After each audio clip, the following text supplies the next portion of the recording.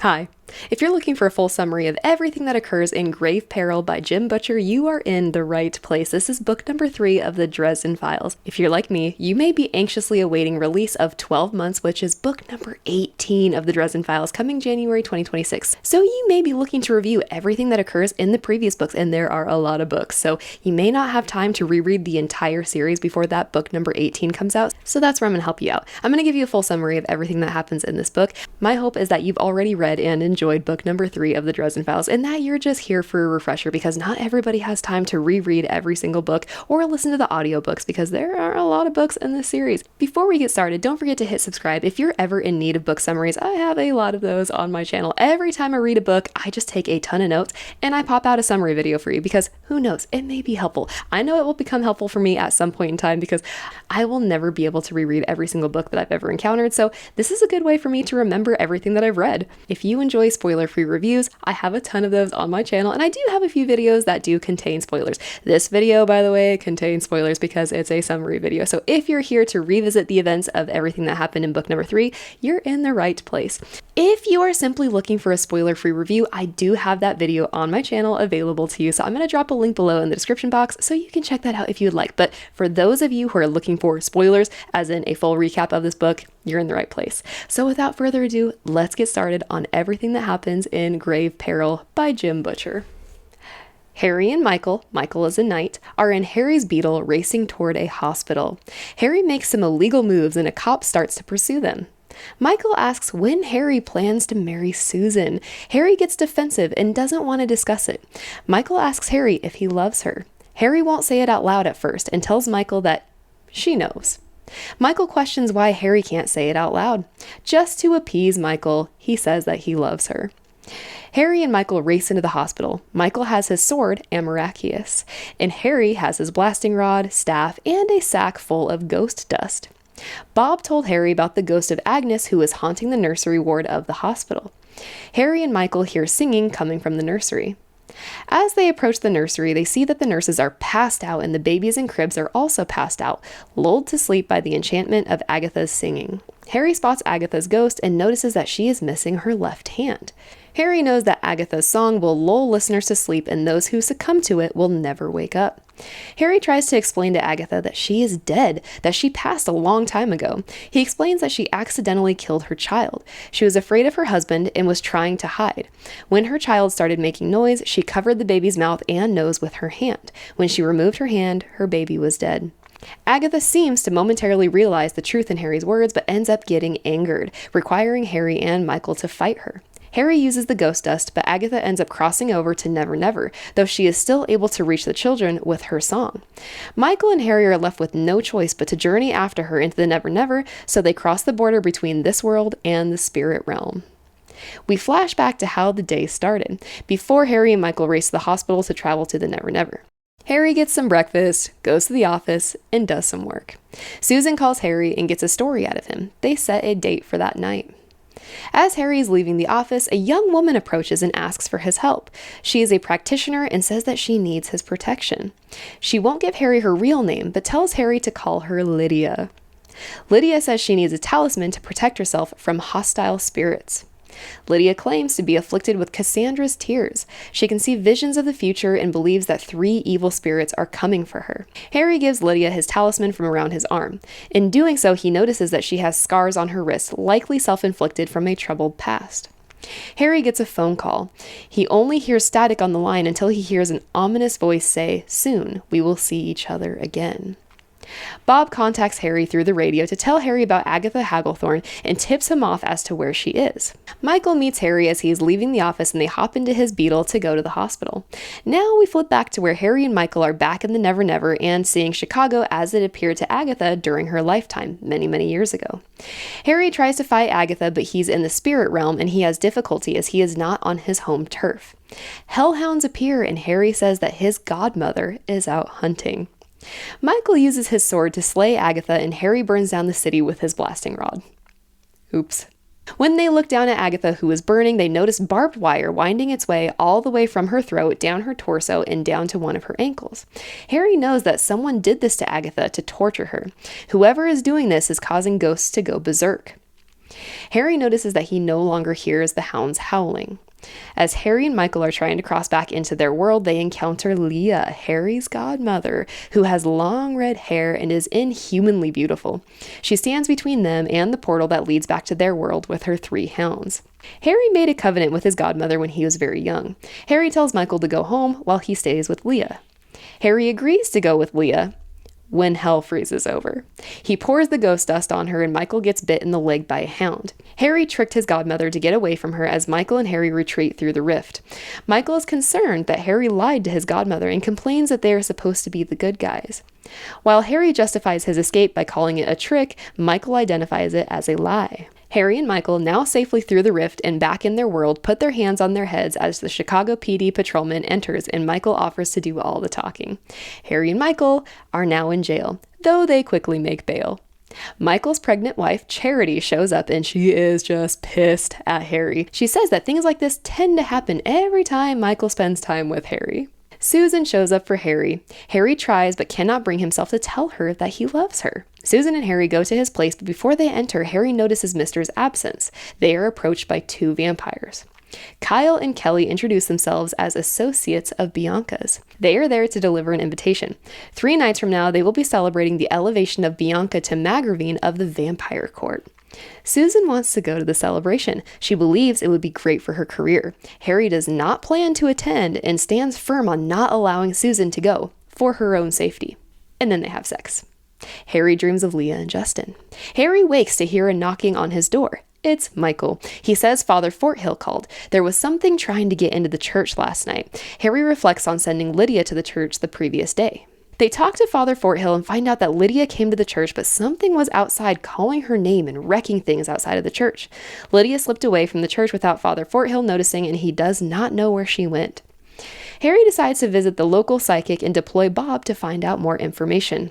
Harry visits Mortimer Linquist, Morty, who turned into a scammer selling people closure, even though it's fake. Morty's magic dissipated as he turned into a scammer, but Morty tells Harry that the barrier between their world and the spirit world is crumbling. He tells Harry where to find his notes, so that Harry has more information before taking off to pursue the pissed-off being, whatever that being may be. Morty takes off in a cab, planning to catch a plane and visit his sister. When Harry gets home, he sees a police cruiser waiting for him. Detective Rudolph is there with Sergeant John Stallings. Murphy wants Harry in for a case. Something is very wrong with Mickey Malone, who is a retired cop. When they arrive at Mickey's, Harry is overwhelmed by a feeling of wrongness. He stretches out his senses and it leads him to the yard where dead animals lay scattered. Harry approaches the home but insists on being invited in by Mrs. Malone. He says that there is a difference between a home and a house. Since it's a home, his magic won't be as effective if he isn't invited.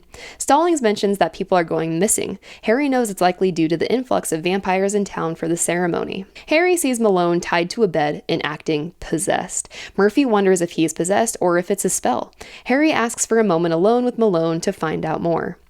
Harry opens his wizard's eye and sees that Malone is wrapped in that horrible barbed wire, same as Agatha. He uses his power to rip the wire out of Malone and the wire tries to attach itself to Harry. But before it can latch, Murphy comes in and Harry sees her for how she really is, vibrant in her goodness and holding a sword.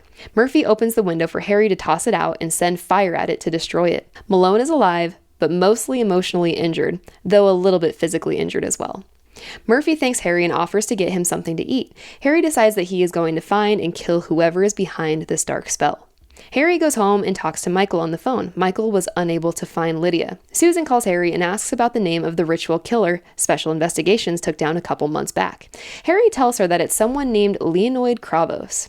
Susan does not divulge more information as to why she is inquiring about him. Harry goes down to his lab to do some research.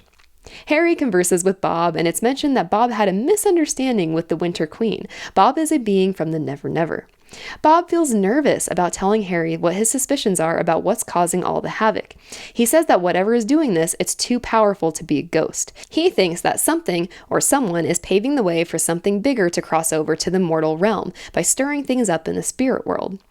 Bob teases Harry about the mistakes he has made in the past. Apparently, Harry tried to enchant a broom to make it fly. Bob goes into Mr., Harry's cat, and they set out. Harry uses a spell to locate the talisman he gave Lydia so that he can find her. The spell leads him to an old, abandoned manufacturing facility. Since Harry doesn't know what he is hunting, he calls it the Nightmare. Harry finds Lydia drugged and inside a white van. Harry realizes that Lydia was just a distraction. As he makes this realization, Kyle, the vampire, attacks him. Harry uses his magic to repel Kyle. Harry asks Kyle where he's going with Lydia, and Kyle seems amused that she provided that name and says he's been used. Harry feels a sudden pain in his chest. Kyle's sister Kelly shows up. As she attempts to attack Harry, he uses his blasting rod to shoot a beam of fire at her. It misses, but it hits the wall, which disturbs the integrity of the building. Kelly has Harry pinned and her saliva falls on him. Due to the effects of the saliva, Harry feels ecstasy and stops fighting Kelly. Just as she is about to bite him, the wall crumbles and the building starts to fall down in flames. A patch of sunlight hits Kelly and it hurts her. Kyle throws Kelly in the van and they drive off. A little bit later, it's now night, and the creatures who are typically driven away by daylight are now free to roam. Harry goes home. He lays in bed and tries to fight the poison from Kelly's saliva. Harry wants to succumb to the bliss, but he fights for a while before he succumbs to the ecstasy of the drug-like effects. Harry feels relaxed and ends up falling asleep and dreaming about the sorcerer they took down a while back. Kravos. Kravos was summoning a demon, and in reality, Harry, Murphy, and the cops were able to stop him. But in his dream, Harry watches Michael, Murphy, and Malone die. Rudolph runs away, leaving Harry alone with the demon. Harry is being killed by the demon when Mr. tries to wake him up. It's actually Bob who is making this attempt as he is still inside the cat. Harry is in the corner vomiting and Mr. is swiping a claw at him. Mr. follows Harry as he makes his way down to the lab where he curls up in a circle and cries. Mr. curls up next to the skull, and the orange light transfers from Mr. and back into the skull. Bob tells Harry that he tried to help him, but he wouldn't wake up. Bob thinks he knows what tried to eat Harry. The nightmare was here and tried to get to Harry. Harry now understands that people's dreams are creating bubbles into the Never Never. Harry develops a theory that Bianca is the one behind all of this, that the nightmare is the ghost of a demon. Harry knows that Bianca has it out for him as Bianca blames Harry for Rachel's death. Rachel died because Bianca was feeding from her. Harry happened to be there, but he's not at fault for her death. Harry tried to light a candle with his magic and it requires much more effort than normal. Bob says that the demon took a bite out of his magic. Now the demon is stronger and Harry is weaker. Bob has been reading the journals from Lindquist in order to gather more information. Harry knows that the ghosts can only haunt in regards to their demise. They don't have a wider range outside of what surrounded their death. Harry believes that the demon is after Murphy next and that the demon is out for revenge for those that took it down. Harry, Malone, and now maybe Murphy. The only exception to this theory is Lydia. When Harry calls Murphy, she says that he already called her earlier, saying that he was already on the way to the PD. When Harry arrives, Stallings and Rudy are confused as they just saw Harry go into Murphy's office a minute prior. When Harry bursts in, he sees himself as he was the night they took down Kravos, standing behind Murphy, who is seated in her office chair. The demon is wearing Harry's face and has his fingers inside Murphy's head. Harry tells the demon to get off of Murphy, and he does. But then he uses Harry's magic to repel him backwards into Rudolph and Stallings, and the demon simply leaves. Harry draws a protective circle around Murphy, feeling angry that the demon used his face and his magic to hurt Murphy. Harry puts a sleep spell on Murphy to stop the horror of what the demon showed her. Harry tells John Stallings that he needs Kravos' book in order to help Murphy. Harry hopes to find the name of the demon Kravos was summoning so he can gain control over it. John is reluctant to get it for him, but he won't reveal why. Harry races to Michael's house and tells him what happened. Michael goes to put his little girl to bed and he finds Charity gone. Harry finds Charity's note saying that she went to the store for pizza and ice cream. Pregnancy cravings. Father Forthill shows up saying that he broke down a block away and quickly realizes that Michael needs a babysitter. He stays at the house while Harry and Michael take off to look for Charity. Michael drives them to the only grocery store open this late. When they arrive, Charity's van is there. Michael goes through the store looking for her while Harry asks the cashier questions about whether or not she saw him or Charity. She points Harry in the direction of the cemetery. When Harry goes outside, he sees the demon, still appearing like Harry, holding Charity by the hair and walking toward the cemetery. Harry doesn't have time to get Michael, so he goes after Charity and the demon who are in the cemetery. The demon is leaning over Charity and Harry interrupts what he was about to do to her. Charity kicks her feet at the demon to throw it off, and Harry and the demon battle using their magic, but Harry is losing. Harry is injured when Leah, his godmother, appears next to him. Leah tells Harry that her and Justin taught him better and offers to give Harry the power to defeat the nightmare and save Charity, but he has to make a bargain with her, that he will come to her that night. Harry accepts. Leah tells him that the answer is all around him. Michael shows up and tells Harry to get Charity while he fights the nightmare. Charity is going into labor.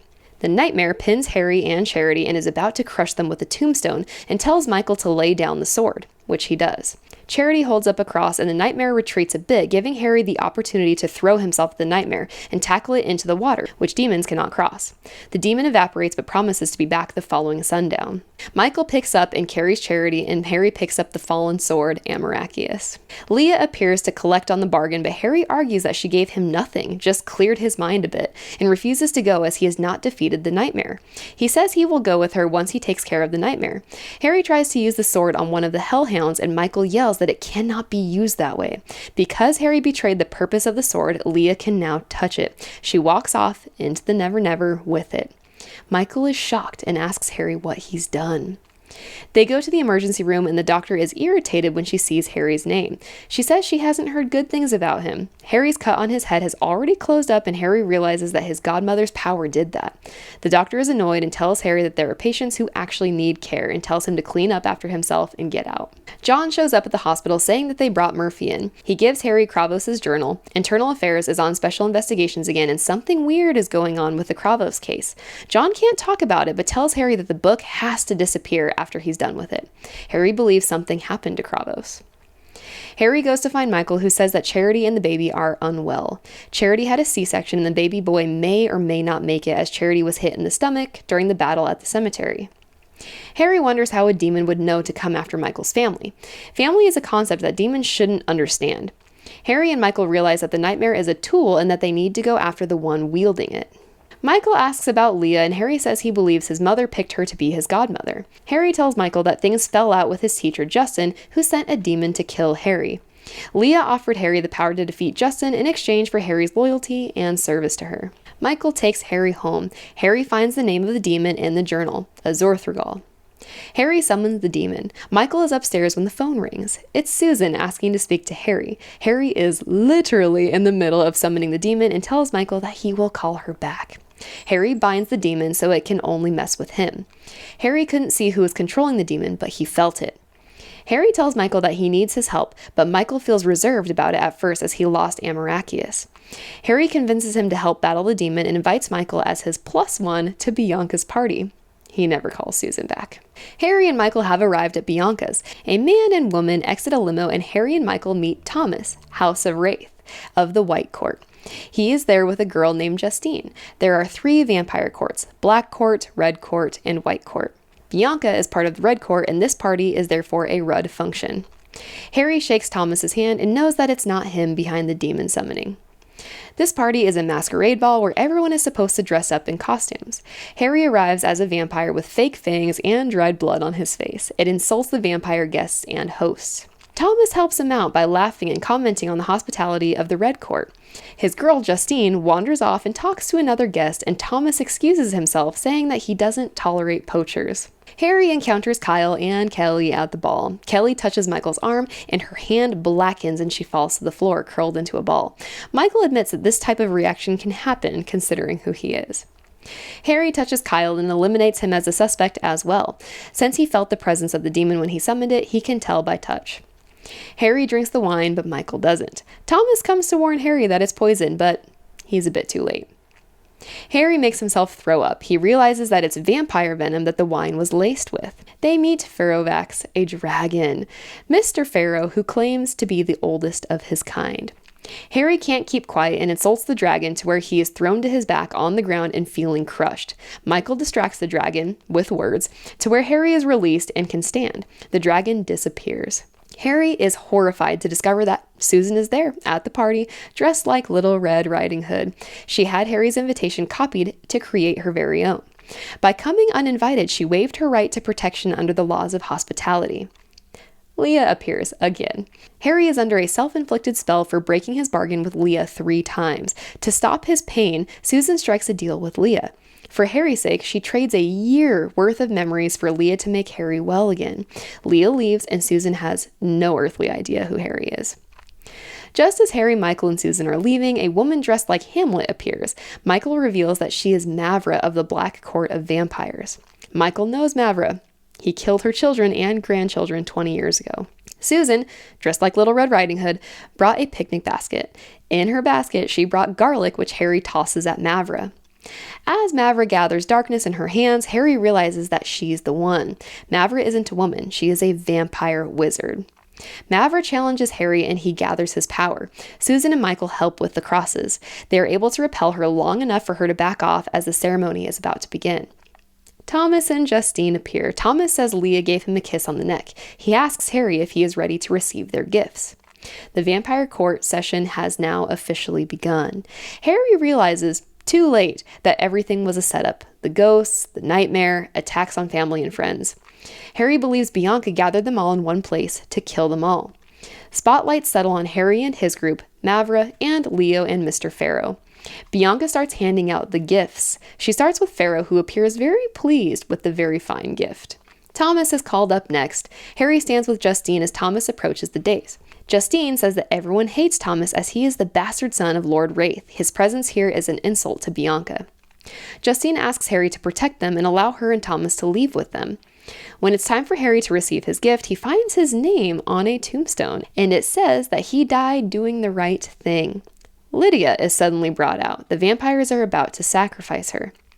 Harry knows that he cannot allow Lydia to be sacrificed, so he does the right thing and battles to get her back, even though it will likely be the death of him as well as his whole group. Even if he wins, this will have huge repercussions as it could initiate a war between the wizards and the vampires. When Leah is beckoned, she is given something in a black box. She replies to Bianca's gift with the sword, Amarachius, which is ultimately gifted to Mavra. Michael says that the sword is vulnerable and she means to unmake it. Lydia is brought out for the sacrifice and Harry has already made the decision to fight. Harry, Michael, Thomas, Justine, and Susan work together to fight the vampires that are closing in. Harry uses his magic to toss the sword out of Mavra's hands, but Mavra hangs on and gets tossed with the sword before releasing it from her clutches. Susan uses her gun to shoot a vampire and Harry believes it to be dead. He swells with pride. Bianca has Justine. Out of desperation, Thomas strikes a bargain with Bianca. Bianca offers to release Justine in exchange for Michael, Harry, and Susan. Thomas feels regret in making this decision, but he agrees and shoves Susan toward the vampires. Harry hears Susan scream. Bianca does not make good on her word. She orders Kyle and Mavra to kill Thomas. Harry sees all the kids that lay around either dead, dying, or subdued by vampire venom. Harry uses his anger to fuel his magic. He uses fire to burn the vampires. Harry almost burns himself out with the intensity of the magic he used. As he is dying, Michael prays to the Lord to save Harry and show them the way out. Leah saves them by showing them the way out. Michael and Harry leave with Lydia, but without Susan, and Harry blacks out. Harry wakes up in his bed at home, feeling guilty for using fire to kill all who remained at the party. There were kids there who may have already been dead, but some may have been alive, though drugged by the vampire venom. But the fire Harry used definitely would have killed them. Michael says that there were 11 bodies found. Michael tried to find Susan, Justine, and the sword, but they were all gone. Lydia's on Harry's couch, and Michael says he recognizes her from Kravos' lair. She was one of the kids they hauled away. Harry feels as if something is off. Michael is about to leave to be with Charity and his newborn son when Thomas shows up at Harry's door with a rifle case. Harry punches him in the mouth and takes him down to the floor. Thomas wants to work with Harry and Michael to get Justine and Susan back. He offers Amarachius back to them as a deposit for their help.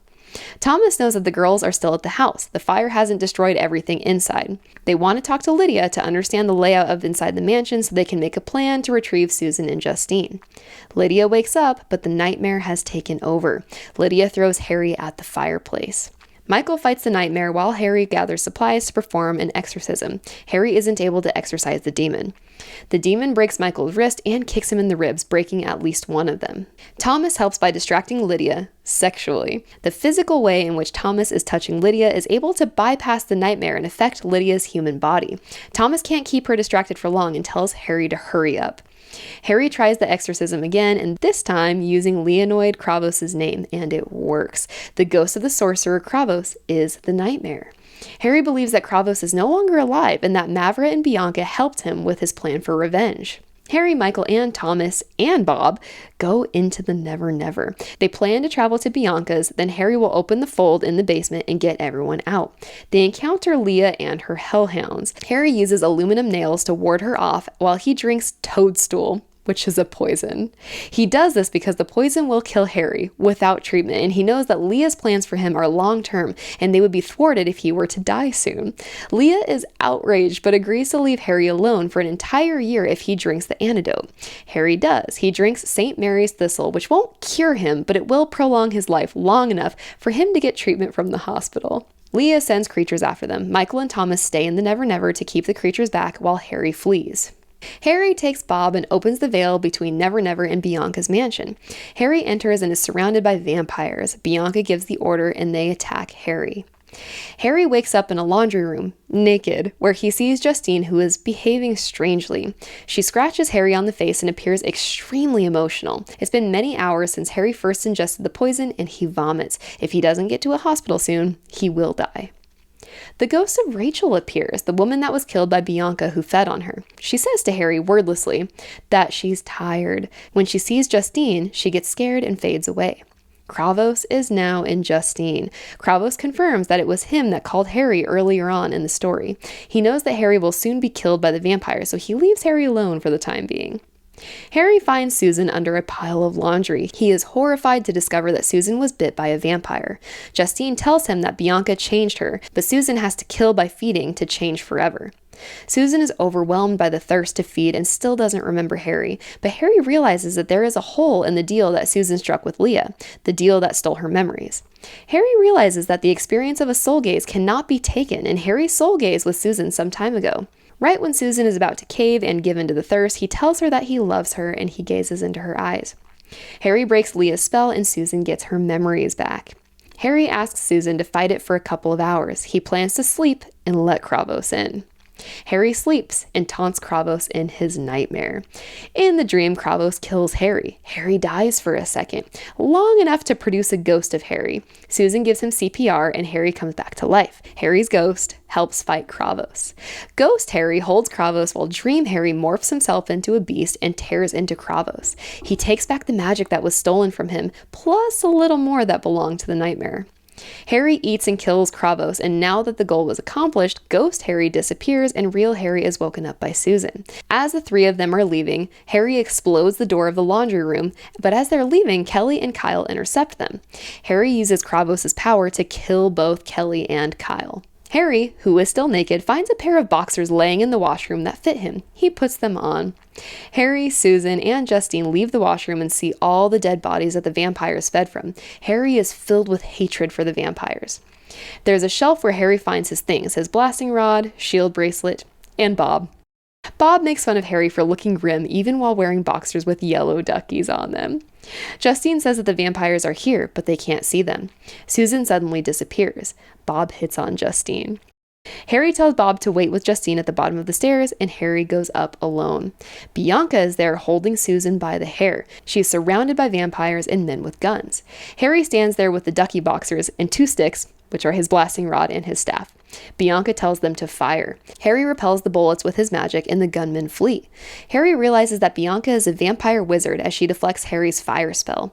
Bianca says that Mavra, the vampire wizard, taught her. Don Paulo Ortega appears from the Red Court. He's just there as witness to the Red King. He says that Bianca hasn't broken any of the accords and did not violate the laws of hospitality. Harry understands that his actions could instigate a war between the vampires and the White Council if he attacks Bianca in her own home. Regardless of what was done to lead up to this moment, Harry is on her property. Bianca offers Harry a deal. He can leave with Justine and all is forgiven, but Bianca gets to keep Susan. Harry says that he loves her and refuses the offer.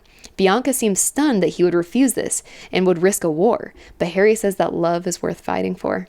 Harry battles as long as he can before he draws a circle around himself and calls upon the dead. The ghosts all arrive, victims of the vampires. The ghosts attack Bianca and the vampires. Rachel's ghost attacks Bianca. Harry hurls a spell at her that sends her tumbling down a hole in the house. The ghosts follow. Harry, Susan, and Justine escape before the house burns and collapses in on itself. Harry tells Susan he loves her and she reciprocates. Harry is in the hospital sharing a room with Charity. The baby is okay, but Charity is still super pissed off at Harry. Harry discovers that Michael and Thomas were quickly able to escape the Never Never. Thomas opened a veil and brought them directly into the Gentleman's Club, or what they call a flesh pit, which Michael definitely did not appreciate. Murphy comes out of the sleeping spell and she and Harry go to Kravos' funeral together. Harry takes Murphy's hand as dirt is thrown over the coffin. Michael and Father Forthill take care of Lydia, whose real name is Barbara. They moved her out of town. Harry receives a thank you card from Thomas for saving Justine. Susan sends Harry flowers at the hospital and talks to him on the phone, but she never visits. Harry eventually has to track her down using a spell. He finds her at the beach laying in the sun and says that he will find a way to help her. He asks her to marry him. Susan pushes the ring into his hands and leaves, telling him not to come after her and that she will call him. Harry is having nightmares. Mr. stays curled up next to him. Bob tells him that he hasn't been working, hasn't left his apartment, and that his rent was due last week. He says that he received a note from the council. The council called a meeting in Chicago as they are officially at war with the vampires. Murphy and Michael show up with a care package for Harry. Susan doesn't call, but she sends him a card on his birthday, which falls on Halloween. The card has 3 words written on them. That's it. That is everything that happened in Grave Peril. I hope I did the story justice because there was a lot going on in this book, and I did my very best to take very detailed notes as I was reading through this book, but I hope it all made sense. I hope this video was helpful to you. If you are on your Dresden Files journey and you want to revisit the events that occur in all these books before 12 months comes out, January 2026, these videos are going to be perfect for you, unless you have the time and desire to reread all of them, which I think is a great idea. I think you should do that. But time is running out. We have less than 6 months before the release of 12 months. Once again, I hope you consider subscribing to my channel. I love this channel. I love connecting with readers from all around the globe. And I hope that you love the Dresden Files. If you do, I hope you leave me a comment. Let me know which one is your favorite. There are a lot of books to choose from, plus the short stories that I actually don't know where they fall in the series, but I plan to read them. Let me know which book is your favorite. So far, I've loved all of the Dresden File books that I've read, and I'm having a great time. This is such a fun journey. So don't forget to hit subscribe. I would love to have you. I hope that you're reading something great. Thank you so much for your support. Thanks for watching this video and enjoy the Dresden Files journey. I hope you're having as much fun as I am. I hope I catch you in another video, and until next time, I will catch you on the flip side.